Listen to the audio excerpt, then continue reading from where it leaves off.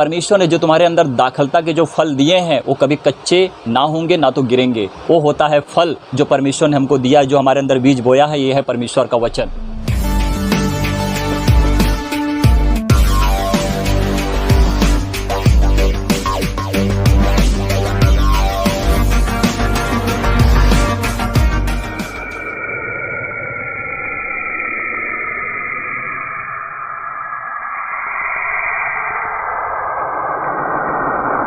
प्रेम और विश्वास, नम्रता और दीनता, बीज बोना। खेत में जब तुम बीज बोते हो तो क्या ऐसे ही बो देते हो? पहले उसको साफ करोगे। तो जब परमेश्वर का बीज मनुष्य के अंदर बोया जाता है तो उसके दिमाग को साफ किया जाता है।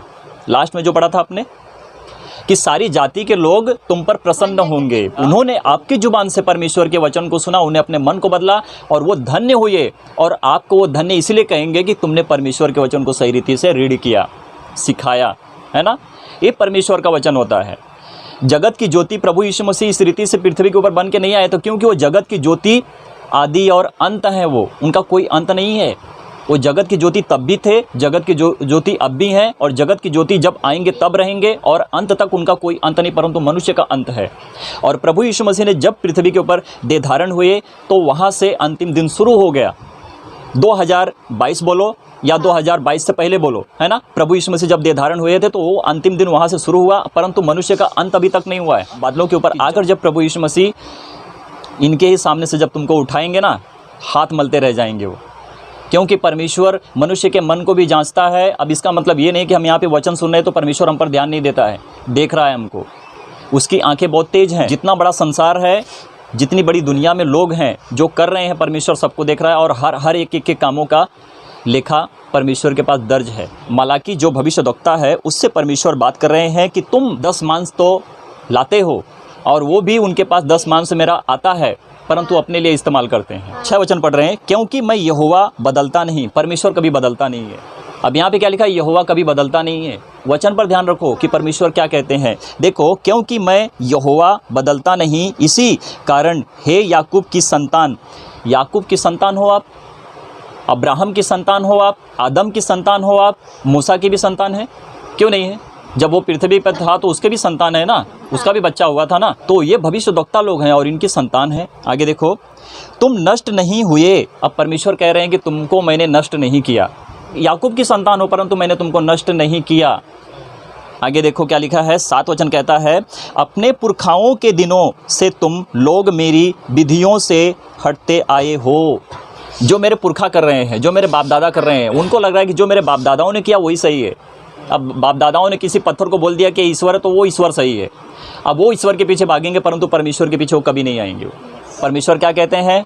जो मैंने विधि नियम दिया था उसका पालन नहीं करते हैं, तुम मेरी ओर फिरो। परमेश्वर क्या कहते हैं? तुम मेरी ओर फिरो। प्रभु यीशु मसीह ने कहा मन फिराओ, परमेश्वर का स्वर्ग राज्य निकट है। यहाँ पर परमेश्वर कहते हैं कि तुम मेरी ओर फिरो। परमेश्वर की महिमा हो।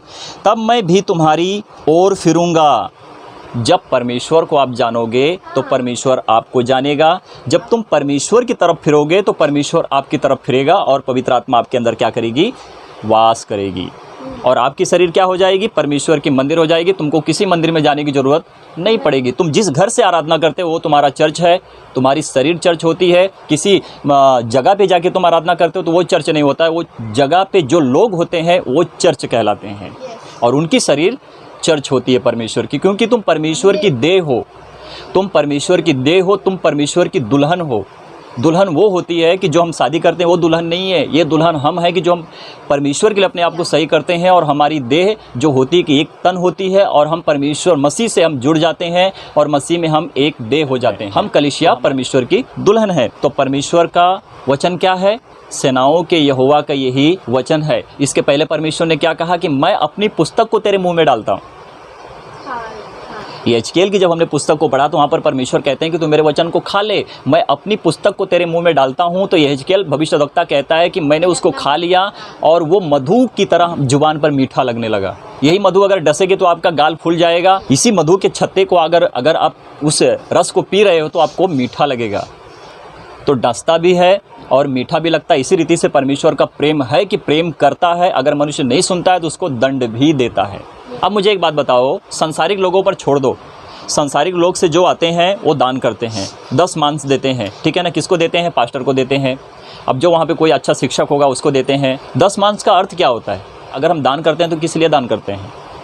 अपने लिए फ़ायदे के लिए कर रहे हैं या हम कलीसिया के लिए कर रहे हैं? कलीसिया के लोगों के लिए कर रहे हैं। उस भोजन से खाने से उस मनुष्य का जीवन बदलता है या उसका पेट भरता है या उसके लिए कुछ काम होते हैं, तो अच्छी बात है कि परमेश्वर के भंडार में दिया हुआ दान काम में आ रहा है। पैसा इस्तेमाल इसलिए किया जाता है, दान इसलिए होता है कि परमेश्वर के भंडार में जो लोग आते हैं उनकी मदद हो। इसको बोलते हैं दशमांश, कि प्रभु के भंडार में दिया हुआ दान हमारे लिए काम करे और हमारा जीवन प्रभु के वचन से बदलता जाए। जो मेरे भंडार का जो दान है तुम उसको व्यर्थ में उड़ाते हो, व्यर्थ में इस्तेमाल करते हो, परंतु मेरे लिए और मेरे लोगों के लिए नहीं करते हो। तुम पर भारी शाप पड़ा है, यानी कि परमेश्वर ने उनको पहले से श्राप दे दिया है, क्योंकि तुम मुझे लूटते हो। परमेश्वर कहते हैं कि तुम मुझे लूटते हो। 10 मांस मेरे भंडार में आता है, परंतु तुम उसका क्या करते हो? गलत इस्तेमाल करते हो और तुम मुझे लूटते हो, मेरे लोगों को लूटते हो। जो लोग दान देते हैं, 10 मांस चढ़ाते हैं, तुम उनको लूटते हो। परमेश्वर को लूटना मतलब क्या होता है समझते हो? कि हमने लोगों के पैसों को लिया, गलत इस्तेमाल किया और उनको हमने लूटा, यानी कि परमेश्वर को लूटना होता है। परमेश्वर को हम लूटते हैं जब इस रीति से हम गलत काम करते हैं। परमेश्वर के भंडार के लिए काम करो, परमेश्वर के लिए वो काम करो कि जिनको कमियां है और जो लोगों को बैठने के लिए वहाँ पर मतलब सुविधा नहीं है, उनके लिए सुविधा बनाओ कि लोग और बढ़ें। या वचन को पढ़कर वो समझ सकता है कि भैया दान किस लिए होता है, 10 मांस किस लिए होता है। हमें सही रीति से परमेश्वर के लिए काम करना है। किसी को मदद चाहिए तो पैसे से मदद करो, तो उसमें आशीष आती है। मेरे प्रियो, मैं चर्च में गया था, वहाँ पर मेरा किसी से वाद विवाद हुआ। मैंने बात किया वहाँ पर, तो अन्य भाषा के बारे में बात हुआ, तो मैंने पूछा कि अन्य भाषा का अर्थ क्या होता है, मुझे बताओ। तो वो इंसान ने नहीं बताया, पर जो पास्टर थे उन्होंने क्या कहा मालूम है? ये आपको पूछने का राइट नहीं है। थोड़ी ऐसी बातें हैं कि जो बताई नहीं जाती हैं। हमारा परमेश्वर क्या गड़बड़ी का परमेश्वर है? हमारा परमेश्वर शांति का परमेश्वर है। तो शांति देता है, सब कुछ बताता है, सब कुछ सिखाता है, हर एक बातों का खुलासा करता है परमेश्वर। कौन सी ऐसी भाषा है कि जो उसका अर्थ ना हो? हर भाषाओं का अर्थ है। जो वचन पे रहते हैं वो कभी नहीं भटकते हैं। आगे देखो, और सेनाओं का यहोवा यह कहता है कि ऐसा करके मुझे परखो। अब सही रीति से काम करके 10 मांस का सही रीति से इस्तेमाल करके देखो और परमेश्वर को परखो कि परमेश्वर आपके जीवन में किस रीति से कैसे काम करेगा। कि मैं आकाश के झरोखे तुम्हारे लिए खोलकर तुम्हारे ऊपर अपरंपार आशीष की वर्षा करता हूँ कि नहीं। हमारा परमेश्वर जीवित परमेश्वर है, वो कोई मुर्दा वाला परमेश्वर नहीं है, वो कोई पत्थर ईंट पत्थर नहीं है। हमारा परमेश्वर जिंदा खुदा है वो, ठीक है ना। उसको मानो और सही रीति से उसको परख कर देखो, परमेश्वर को जांच कर देखो कि तुम्हारे जीवन के लिए क्या कर सकता है वो। 10 मांस सही रीति से इस्तेमाल करो, सही लोगों की मदद करो कि वो परमेश्वर आपके लिए क्या करेगा? आकाश के झरोकों को खोल देगा, है ना। आकाश के झरोकों को खोल देगा और क्या हो जाएगा आपके जीवन में? मैं तुम्हारे लिए नाश करने वाले को ऐसा घुड़कूंगा कि वह तुम्हारी भूमि की उपज नष्ट ना करेगा। तो जो तुम्हें नाश करने के लिए आएगा, मैं उसको ऐसा घुड़कूंगा कि तुमको नाश करने से पहले वो नष्ट हो जाएगा। परमेश्वर ने जो तुम्हारे अंदर दाखलता के जो फल दिए हैं वो कभी कच्चे ना होंगे ना तो गिरेंगे। वो है फल परमेश्वर का जीवित वचन, जो आपके जीवन में काम करेगा और कभी कच्चा होकर नहीं गिरेगा, परंतु आपकी जुबान परमेश्वर के लिए सही रीति से सिद्ध होगी। वो होता है फल जो परमेश्वर ने हमको दिया, जो हमारे अंदर बीज बोया है। ये है परमेश्वर का वचन। देखो, सेनाओं के यहोवा का यही वचन है। 12 वचन कहता है, देखो, तब सारी जातियाँ तुमको धन्य कहेंगी।